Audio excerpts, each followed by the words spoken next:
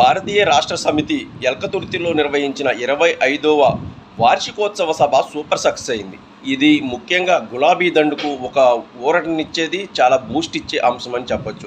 ఇప్పటివరకు తెలంగాణ రాజకీయాల్లో కనుమరుగైపోతోంది బీఆర్ఎస్ అని అనుకుంటున్న సమయంలో మళ్ళీ పుంజుకోవడం, మళ్ళీ మేము కూడా ఖచ్చితంగా తెలంగాణ గడ్డ మీద ఉంటాం అని బలంగా చాటి చెప్పిన సభగా దీన్ని చెప్పొచ్చు. ముఖ్యంగా వచ్చే ఎన్నికల్లో కాంగ్రెస్కు బీజేపీకు మాత్రమే పోటీ ఉంటుంది అన్న ఈక్వేషన్స్ నేపథ్యంలో ఖచ్చితంగా మేము బలమైన రాజకీయ శక్తిగా తెలంగాణ గడ్డ మాది అన్నట్లుగా ఎల్కతుర్తి సభ సాగింది. కేసీఆర్ గారి ప్రసంగం కూడా చాలా అద్భుతంగా సాగింది.